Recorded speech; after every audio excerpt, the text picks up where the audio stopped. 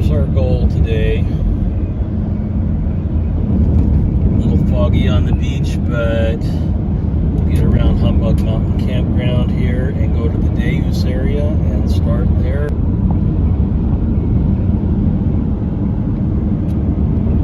Alright, we're almost here.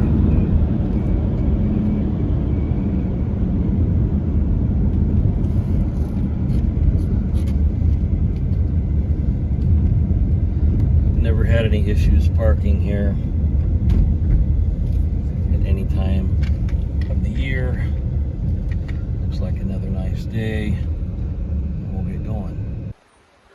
Well, welcome to the day use area at Humbug Mountain State Park. We're going to head across the bridge here and hang a left and go up to Humbug Mountain.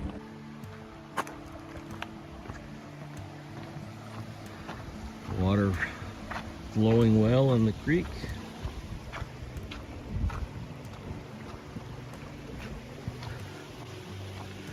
Area is not as kept up as it used to be years ago.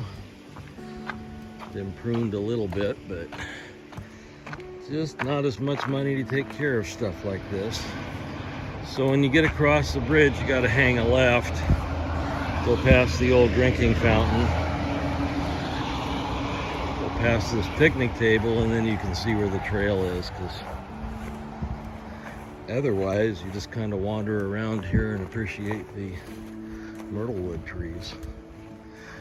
Anyway, we're off. We'll head through here and go underneath the little overpass for Highway 101 through this little part of the woods. Need to keep an eye out for stinging nettles along here. Sometimes grow up before they're all clipped. The horsetails, these fine little things, equisetum, are just starting to come out. The vegetative parts anyway, the parts with the strobilus and the spores, we should see them a little later on too. But this little damp little part by the creek down here is also part of the Oregon Coast Trail. If you're going north through Humbug Mountain State Park, get off the highway and come down this way. Nice little green place.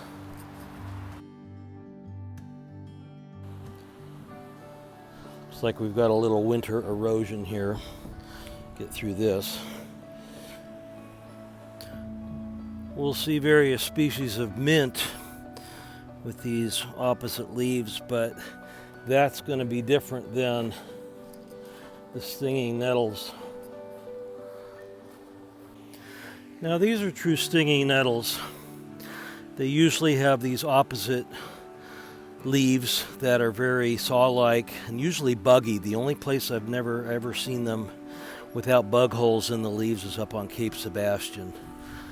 We'll keep an eye out for them. These guys have, not sure if you can see them, but little hairs on the underside of their leaves and stem that break off, scratch your skin, release, I think, formic acid, and cause you the same problem that an ant bite would, and usually causes more itching after a couple of days. Not very fun plants, but anyway, we should be done with them now as we head up the hill, or the little hill to start with. We're just going to follow the creek for a while, and about a half a mile down here the trail goes up and over Little Humbug and drops down into the campground. So just enjoy the sword ferns out today. The western coltsfoot starting to go again. Some people have said this can be used as toilet paper in a crunch. I'm not that desperate yet, especially when there's a state park nearby. But myrtlewood trees. This is one of the nice adaptations that ferns have as they grow from the middle of their root ball down there. These fiddlehead leaves unroll and eventually become the whole frond, and with spores on their underside. These are last year's fronds, but those are this year's, just coming out. This stuff isn't clover, although it's got kind of big clover-like leaves. This is oxalis, or wood sorrel, and it's got a very acrid taste. You can kind of suck on it. When it's really sunny out, to help kind of save moisture, the leaves kind of look a little wilted. They're not really wilted, they're just saving moisture, and at night they'll come out and look like giant clovers. We also have some violets along the trail today, although they're not violet. Besides the various species of moss, we also have spike moss, which is a species here of Selaginella, which grows on the roots and rocks of a lot of these little trees here.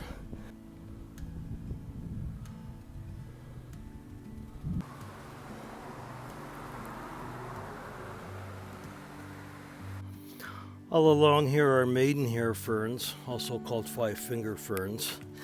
They have this black stem-like structure here, and these guys are just unfolding now. The leaves aren't quite fully hydrated and extended yet, but they keep their leaves together to keep from drying out until they get enough moisture in there. We'll see much of these. These are in a little wetter spot on the trail. Well, we got our first little hitch up here. A little leftover blowdown from the winter. I'll be curious to see if the South Trail up Humbug's still closed. It was closed in January when I was up here and had a lot of blowdowns near the top. And the trail keepers of Oregon and the state parks people have been doing work on it. We'll see what they've gotten done. Thanks for all your help, though. Appreciate it.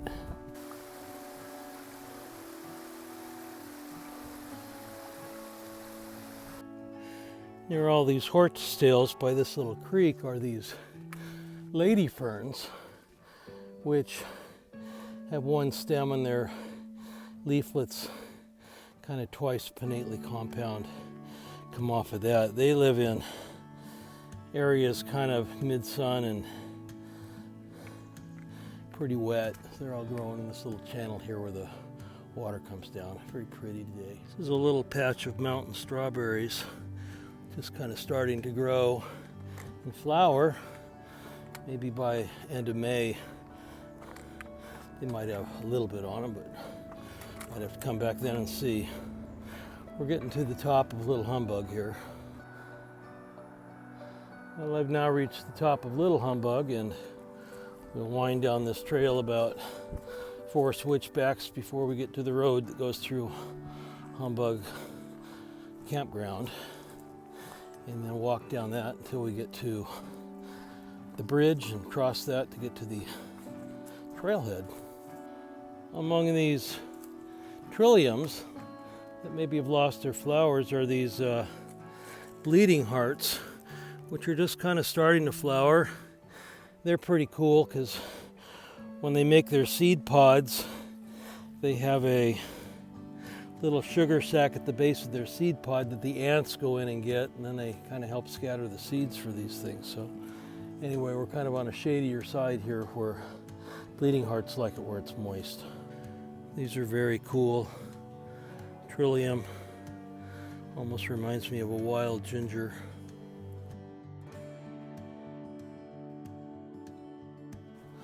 Okay, we're reaching the bottom of the first little hill here. This is the road that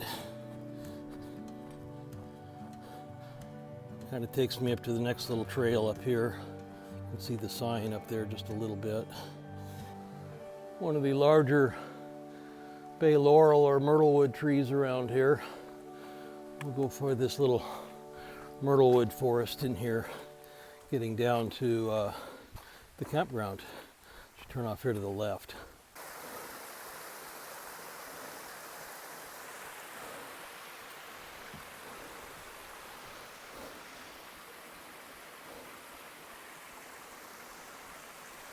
And we continue on.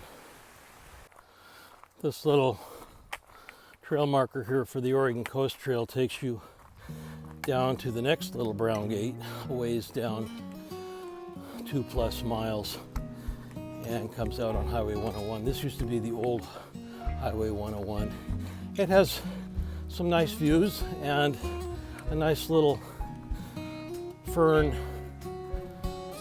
identification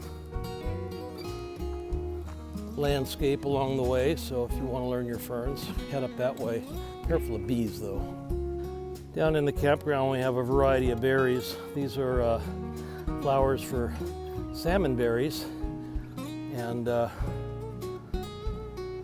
we'll see some blackberries and some thimbleberries down here in a ways. The blackberries haven't started to flower yet, but they will make fruit. The black huckleberries, which are kind of related to rhododendrons, are starting to flower here. These guys have all kinds of fruit on them in August and September. Also down here we have red elderberry, which makes nice little trees and food for birds, but the red berries are not edible for us. Red elderberry wood is not good for houses. It's full of pith and it's not very strong, but it works for them. Other trees down here, we've got western hemlock and Douglas fir. We'll get up to the spruce area here in a little bit.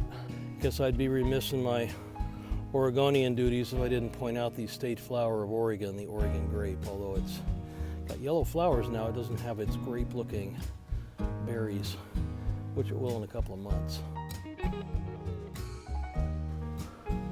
Trying to get sunny.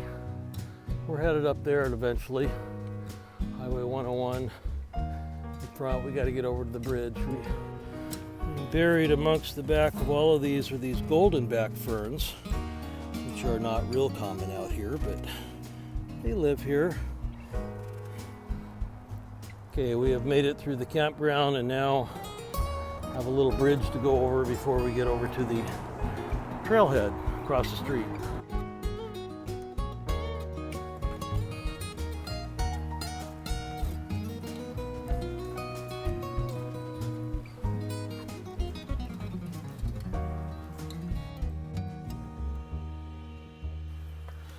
And now we have to go onto the highway through the tunnel. Yay. At least it's safer. Probably even in an earthquake. The western coltsfoot over here is kind of big, down by the creek. We'll get up here by the trailhead and check out the sign and the bear warning.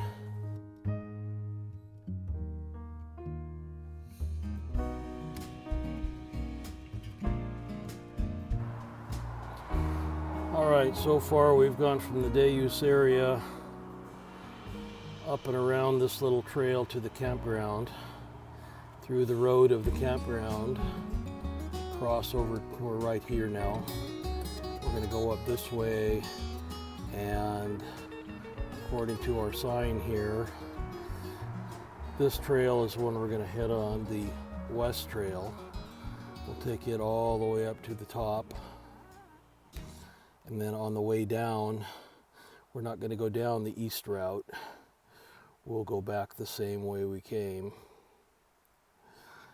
And then eventually get back down to here and work our way all the way back to the car at the day use area. All right, the steepest part is next.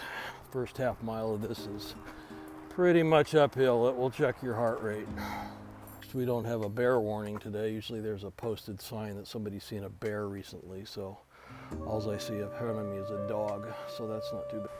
All right, before heading up the big hill, we're going to go up the creek a little bit and look for the elusive waterfall up here. All right, we're going to head up here a little ways and look at the waterfall. All right, this is a little off the beaten path, but this is the top of the creek. This has little cascades all the way down the hill. Nice. All right, now we got 2.5 miles to the top with mile markers every quarter of a mile, and if you love uphill, this trail will not disappoint. Let's see what's going on today.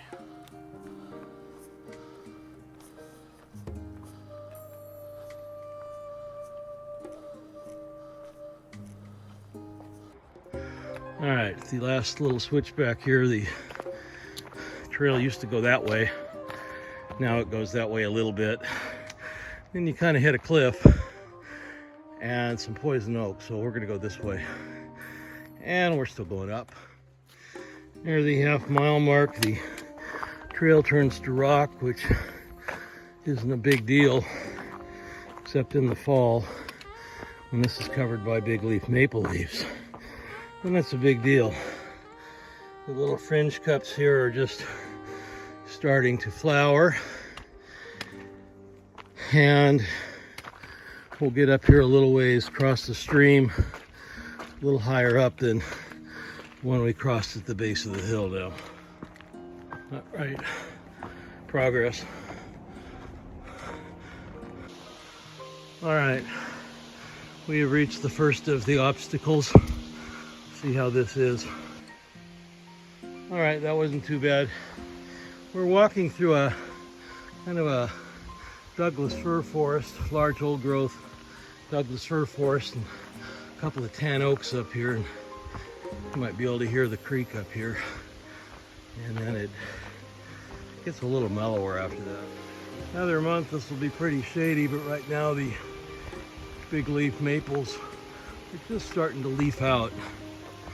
Kind of green and very pretty up here today though. All right.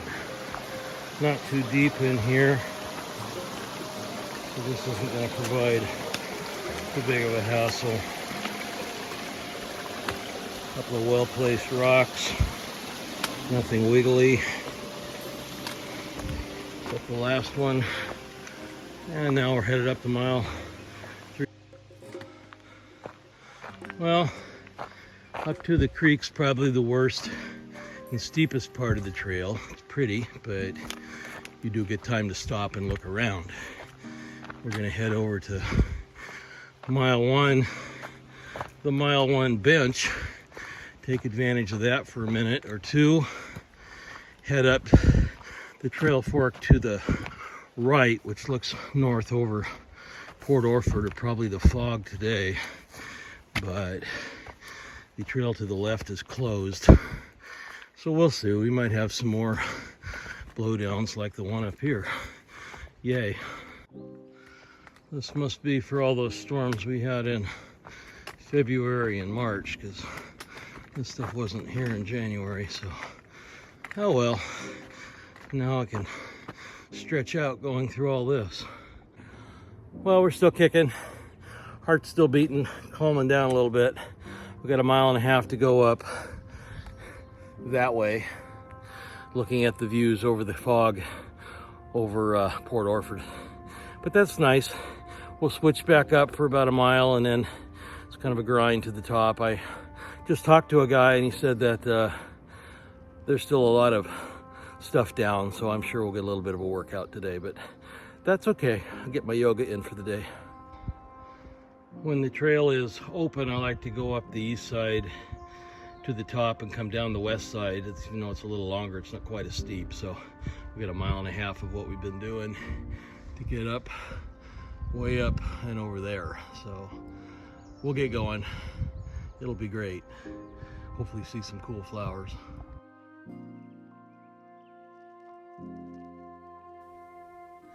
The currants are starting to flower up here, and they'll have little red edible berries on them a little later.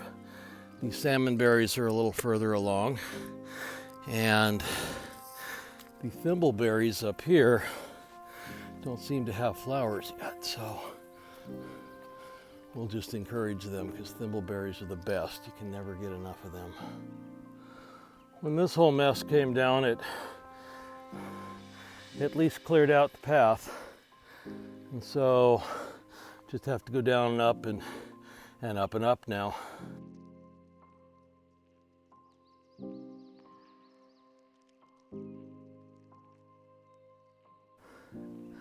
Have some little small wild roses up here. If I remember right, these got little pink flowers on them later on. Very nice. This little creek is usually only here in the spring.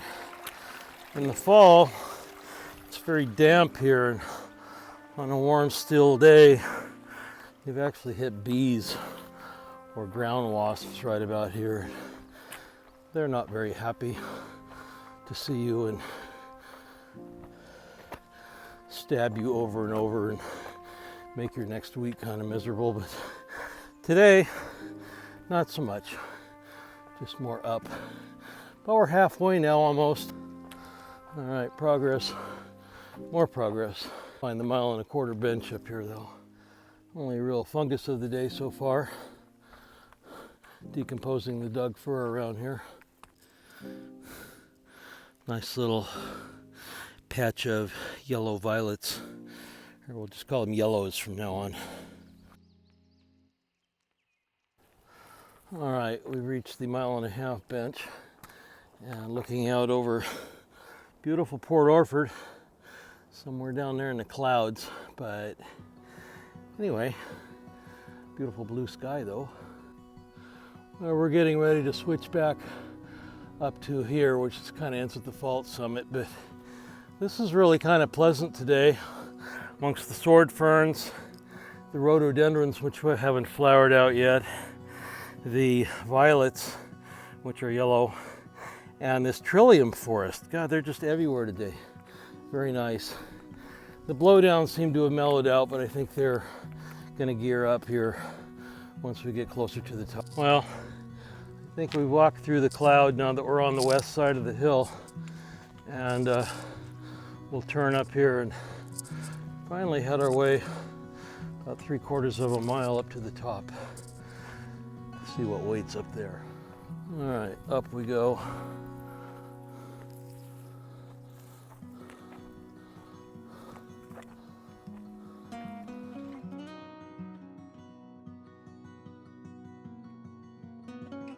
All right, we're still inching our way up, the same inclination, still going up pretty steep. Well, we're top of the switchbacks now. We're up in the Widowmaker tree zone. A lot of these trees up here I'm not sure why they haven't fallen down, but anyway, we'll get around here and head up and over to the top. Over that way, we gotta go through the false summit up here and see what else awaits as far as blowdowns. All right, making progress still.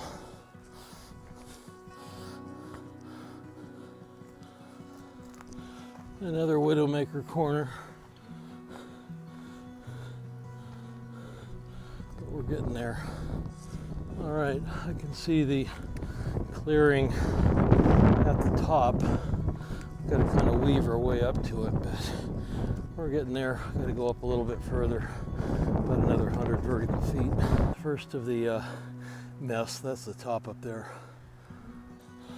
All right, this is where the other trail goes down, but this area has been cleared quite a bit since January. See how it is over here. All right, this is the last little bit, but yeah, we couldn't get through here in January. This has all been cleared. Still kind of iffy, but anyway, we wind up to the middle of the cloud up here with one bird that seems to take a section, but whew. Welcome to the top of Humbug Mountain, such as it is the end of April in 2023. Made it. Kind of weird weather up here. It's kind of coming down in big drops, almost like trying to hail. It's very windy. So I don't think I'm going to stay up here too long. I think I'm going to go down the trail a little ways and get out a snack down there out of the wind. But not much view today. We're in the middle of a cloud. But I'm going to head the same way down, go through the same little stretching routine, and eventually get back to the car. So hopefully,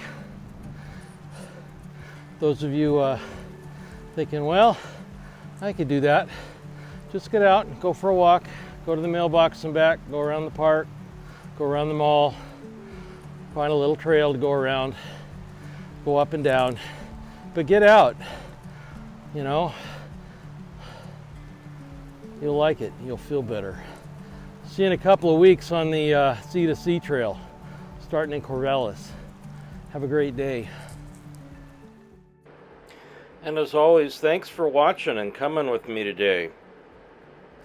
If you like what you see, hit the like button and maybe subscribe. I got a lot of things coming up, so I'd like to share it all with you.